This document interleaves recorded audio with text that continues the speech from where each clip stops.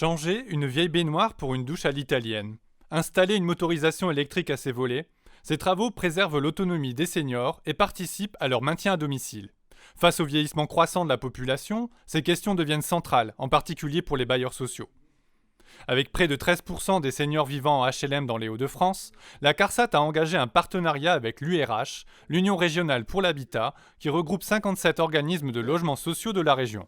Ce partenariat, proposant à la fois une approche globale du vieillissement et la prévention des risques professionnels lors des travaux d'adaptation ou de création de logements sociaux, s'est concrétisé par la signature d'une convention ce mercredi 31 mars à Arras. Nous signons aujourd'hui une convention de partenariat avec la CARSAT parce que nous partageons deux préoccupations, des préoccupations qui nous sont communes. La première, c'est celle de vouloir accompagner les personnes âgées dans leur logement, d'accompagner les situations de vieillissement qui nécessitent plus que jamais une adaptation des logements existants, mais également le développement d'une offre nouvelle adaptée. La deuxième raison est liée à l'enjeu de prévenir les risques professionnels. C'est un enjeu également qui nous est commun. Un certain nombre de risques professionnels sont devant nous pour les bailleurs sociaux qui sont des employeurs importants pour notre région. Plus de 10 000 collaborateurs à employer chez les bailleurs en région.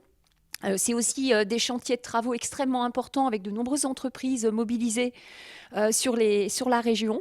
Donc l'enjeu, c'est de travailler ensemble sur la prévention des risques professionnels. Je pense notamment à la prévention du risque amiante, la prévention également du risque de chute. C'est là aussi un enjeu très important. Et aujourd'hui, la prévention du risque Covid.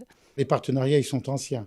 Par contre, le fait de signer une convention, ça permet d'institutionnaliser les choses, de les mettre en perspective. Et je dirais que ce n'est pas personne dépendante. L'enjeu de cette convention, bien, c'est de mieux se coordonner avec une prise en compte d'un certain nombre de questions qui dépassent parfois le bâti, et notamment une dimension sociale, compte tenu du rôle de l'URH, d'un repérage et d'une définition de nos politiques au niveau régional de façon coordonnée avec l'ensemble des acteurs. À travers ce partenariat, la CARSAT se positionne également comme un acteur économique majeur avec en 2020 9 millions d'euros de prêts et subventions apportés à l'adaptation du parc social au vieillissement.